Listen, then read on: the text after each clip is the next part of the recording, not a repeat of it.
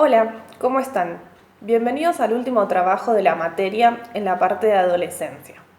Para esta parte, nosotros elegimos analizar la problemática en torno a la autoridad y los límites en el aula, a partir de las teorías tratadas en la cursada. Para esto, cada uno va a reflexionar respecto a ciertos conceptos desarrollados durante la materia. El primer concepto está relacionado con los adolescentes y su búsqueda de un referente. Según el texto Pensar las adolescencias, la adolescencia es una etapa de tránsito o transición entre la niñez y la adultez. Es durante este periodo que los adolescentes se enfrentan tanto a transformaciones físicas y biológicas como a una crisis de identidad, con preocupaciones en torno a la sexualidad y la muerte. El adolescente, frente a todos los cambios a los que debe enfrentarse, tiene un sufrimiento que ya no puede ser resuelto por un llamado a uno de sus padres, como ocurrió en la infancia. Además, se encuentran en una etapa de incertidumbre sobre las transformaciones que les están ocurriendo y sobre cómo deben relacionarse con el resto de la sociedad. Entonces, buscan encontrar un adulto al que puedan acudir, por un consejo o una respuesta a sus preocupaciones existenciales, teniendo este adulto que aceptar las condiciones que ellos plantean para el acercamiento. En este sentido, tienen que privarse de llenar esa falta de entendimiento con su propio saber y comprender que la clave para transmitirles algo es añadir solo detalles a lo que ya saben. De esta forma, los adultos que estén al lado de los adolescentes deben acompañarlos, es decir, que no deben ir ni por delante, como voz de la experiencia, ni por detrás, ausentándose. Por otro lado, algo usual en la adolescencia es ver muestras de falta de respeto o explosiones fuera de lugar, ante quien no consideran una autoridad, como por ejemplo, ha habido casos donde han insultado a un profesor, casos donde se encuentran hablando entre ellos sin prestar atención al docente durante una clase o incluso en los que ignoran sus repetidos llamados de atención. Estas reacciones desmesuradas surgen cuando ven la actuación de un adulto como injusta o cuando sienten que el adulto les ha faltado el respeto. En este sentido, Sennett dice que la sensación de falta de respeto aparece cuando la gente siente que no es vista, que no es tenida en cuenta. Además, este autor dice que los adultos que rodean a los adolescentes deben hacer actos que impliquen un reconocimiento de ellos y que se sientan incluidos, aparte de ayudarles a reconocer que han tenido una reacción equivocada. Bueno, hasta acá con la reflexión sobre la adolescencia y la búsqueda de un referente. Les dejo con Rocío, que ella va a hablar sobre los límites y las fronteras entre alumnos y docentes. Otro aspecto clave en torno a la autoridad y los límites es considerar que para que las normas institucionales tengan efecto, tienen que hacer pie en la subjetividad de los sujetos. Para eso, Laura Kiel hace una propuesta interesante, que es establecer los límites desde el lado de lo que sí se puede hacer y de lo habilitante, en lugar de lo que no, de lo prohibido. Esto permitiría ver con más claridad qué es lo que el docente espera del alumno y le ofrece, así como el alumno saber qué tiene habilitado a hacer. Por ejemplo, en el caso en que alumnos le realizaron una broma a una docente y ella se enojó y lo sancionó, dejó en evidencia que no habilitaba esa broma, pero no quedó claro si habían otras alternativas de diversión que sí tenían habilitadas. Esto de los límites habilitantes también juega un rol muy importante a la hora de generar interés en los alumnos, ya que los docentes pueden buscar alternativas educativas que sean más acorde a sus intereses y justamente sean habilitantes.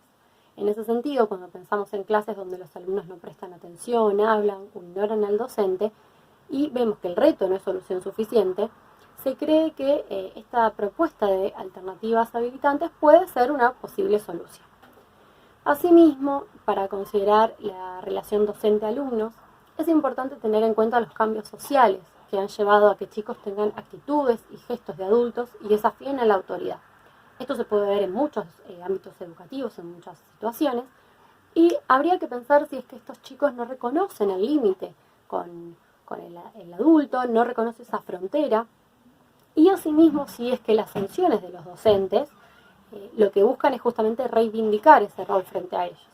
Aunque por otra parte habría que considerar que puede que sobre estos adultos, sobre estos docentes, también se esté jugando un sentimiento de vulnerabilidad frente a cierta pérdida de ese rol de autoridad que suponen o esperan tener.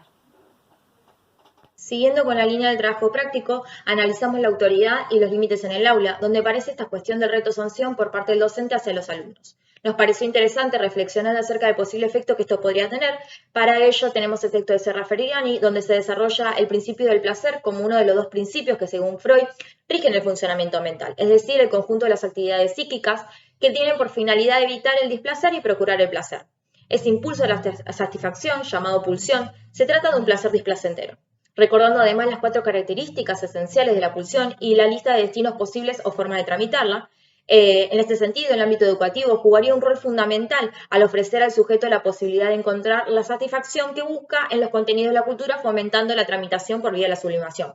También resulta importante recordar la segunda teoría del aparato psíquico, yo, superyo y ello, y ambos conceptos permiten analizar a modo de ejemplo la escena escolar en donde una alumna, pese a reiterados pedidos de la docente, se niega a participar de la clase hasta que la docente amenaza con sancionar a todo el grupo y ahí decide volver a participar. Esta actitud de la estudiante podríamos entenderla o pensarla como la búsqueda del otro, como modo de satisfacer su pulsión mediante la vía a la vuelta hacia la propia persona. Respecto al efecto que el reto de la docente genera en la alumna, resultaría interesante pensar si existe aquí una interiorización del reto, en la cual es recogido por el superyo y a su vez actúa de conciencia moral sobre el yo. En líneas generales, que la alumna se reintegre nuevamente a la clase luego del reto del docente podría interpretarse como producto del sentimiento de culpa debido a la angustia frente a la autoridad o a la angustia frente al superyo. En este caso, esa conciencia de culpa sería la estructura que permitiría que la alumna reprima su pulsión y trate de volver a integrarse a la clase. Bueno, para continuar con este análisis, es preciso analizar la generación del lazo entre estudiante y docente, ¿no? Y para esto es esencial basarnos en la transferencia, ¿no? Que es un tipo de lazo en la cual está involucrada la puesta en juego del deseo de los individuos, ¿no? Pero también se caracteriza por una asimetría entre entre agente y sujeto. Tanto es el agente el que de alguna forma tiene a cargo un poco, ¿no? La generación de ese vínculo. En el vínculo, en el ámbito educativo, el agente sería el docente, el sujeto el alumno. Bueno, para que esto ocurra es preciso hacer una suposición del lado del docente, ¿no? Y constituir a ese alumno como un sujeto. Y para eso es preciso suponerle un sujeto al saber. Si esto no ocurre, hay impases y se frena la transferencia, se frena la transmisión de contenidos entre el docente y el alumno. No puede ocurrir, ¿no? En la clase de física, por ejemplo, que me tocó a mí en el análisis, se podía ver cuando los alumnos, por ejemplo, no le dieron el apunte a la docente pese a que estaba presente durante toda la hora, hablando muy fuerte, mientras que la docente mostraba gestos de impotencia constante y hablaba a nivel muy bajo, pero continuando dando sus contenidos. Acá había un impasse porque no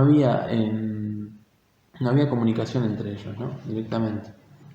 Entonces, es en este punto donde está bueno analizarlo desde el punto de vista de los 4 discursos de Lacan, la teoría de los 4 discursos.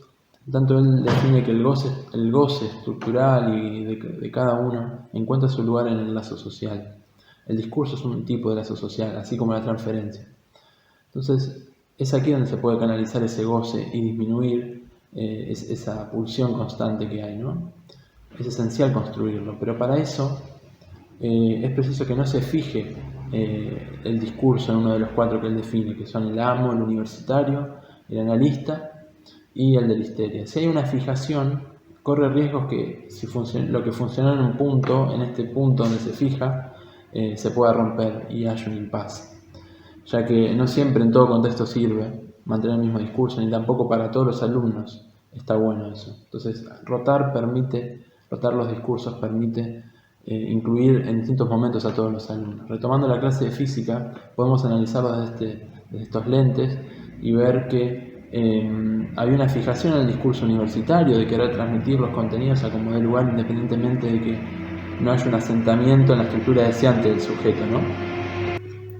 Esto es precisamente lo que nombra Selmanovich en su texto, ¿no? Que hay que buscar asentar el vínculo sobre la estructura deseante.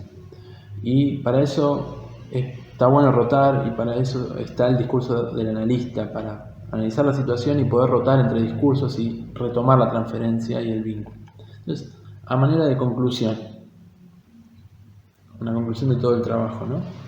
analizamos de distintos enfoques la complejidad de la dinámica entre alumnos y docentes, ¿no? Pero destacamos ciertos aspectos, como es buscar conectar con los deseos de los alumnos para justamente construir ese vínculo, y que esos deseos son particulares, y eso es inherente a que las adolescencias son recorridos particulares e individuales.